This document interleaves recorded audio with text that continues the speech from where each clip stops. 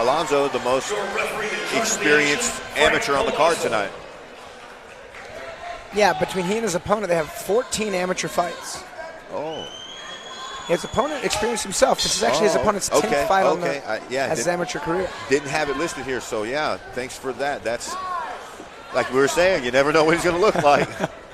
Yeah, Alonso's already landing some good quality strikes with good, clean technique behind him.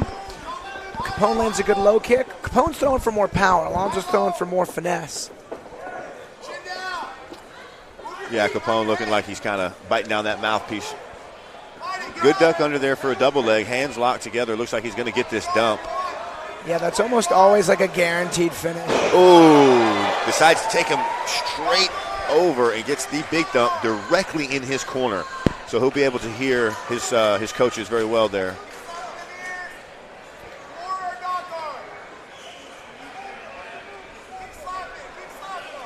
Capone here in a half on top. Capone looking to transition from that half guard, but he gets his hips a little high.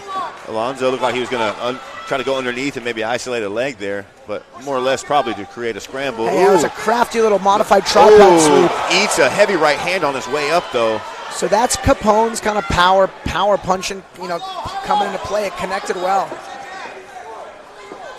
Yeah, Escobedo seems to be a little dazed still from that, kind of gathers himself. It's a good body kick. Anytime you hit somebody and they smile at you, you know it did some damage. You know that they felt it, yep. Capone talking a little bit to Escobedo in there. One thing I'd like to see Capone do a little more is just set up those power shots, because he's landing with at some success with no setup. Add the jab, add the feint, and I think he'll find his target more. Gets the ankle pick there to get back on top. You can see he's a physical guy. And one thing, Alonso, I believe the more technical striker seems to also be a little impatient. He's just trying to land. I think Capone could use some setups and Alonso could use some patience, and they can actually really implement a their little game overzealous, looking for big shots instead of setting the big shot up. Ground and pound from outside the guard here from Capone. Alonso's shown some really crafty action off of his back so far. Some standing sweeps. The tripod sweep, one of the few sweeps that works, like in the gi and in MMA. When the guys stand to pass the guard, I was really slick to see.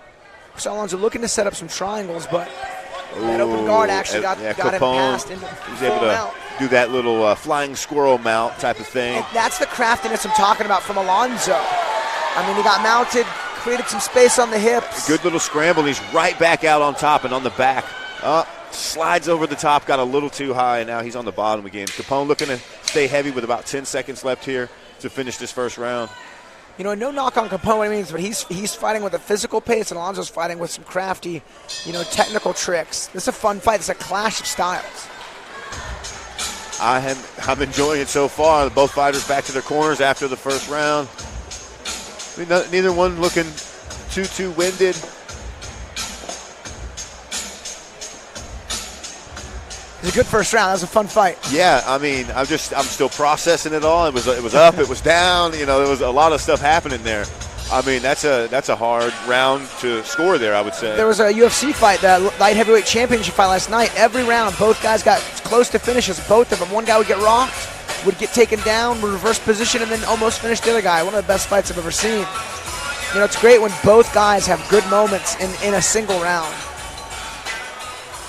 Yeah, I'm glad that I'm not a judge tonight, that we just have to sit here and watch the action and call it. That makes me a lot happier, because there's been a few rounds like that tonight where it's been really, really close, too close to call.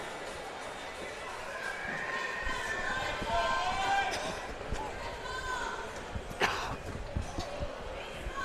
think we're all ready for the second round, and it's underway. Touch of gloves, and we're off.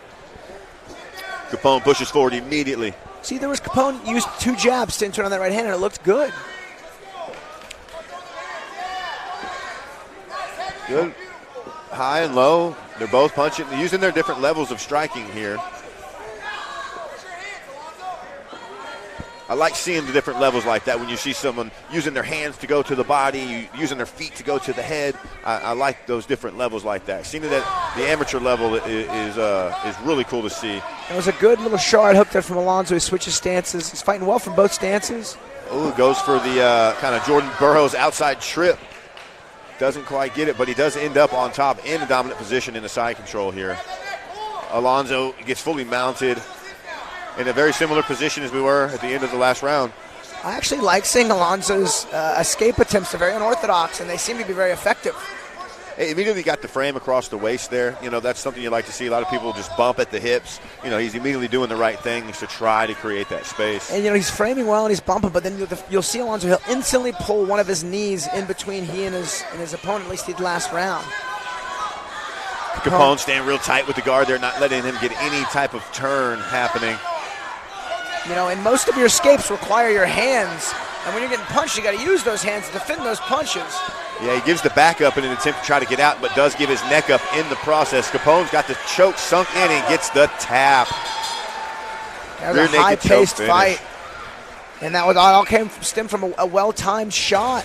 And Alonso did a good job defending, and Capone kind of cut an angle, you know, and was able to get on top, passes the mount, takes the back, and sinks in the choke. That's kind of been the theme of tonight's finishes. Rear naked chokes all night long, yeah. I don't mind it at all. No, and that puts Capone at an even 5-5 record as an amateur. Okay. That's a lot of wins. That's a lot of experience. Yeah, that's a lot of experience as an amateur. What would you say is that's probably enough, right? 10 fights as an amateur, 5 wins, 5. You have a little bit of this, a little bit of that. You know what's going on. It's probably about time, huh? Yeah, I remember his last fight he won, so he's on at least a 2-fight winning streak. Okay. And yeah, I mean, his coaches saw some good work, and that's a lot of experience. Yeah, now maybe go get paid for what you're doing. I wouldn't be surprised if his next fight we don't see him elevated to the professional level.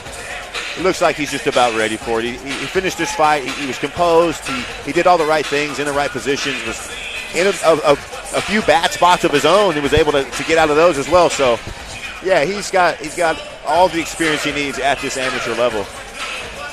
I mean, Escobedo as well. You'd like to see him get, you know, maybe one more victory, kind of get in the winning column to get back in good spirits before you go pro. But you don't want to leave too many in the amateur ranks. 32 seconds into round number 2. Declaring your winner by tap out due to a rear naked choke, Michael Capone.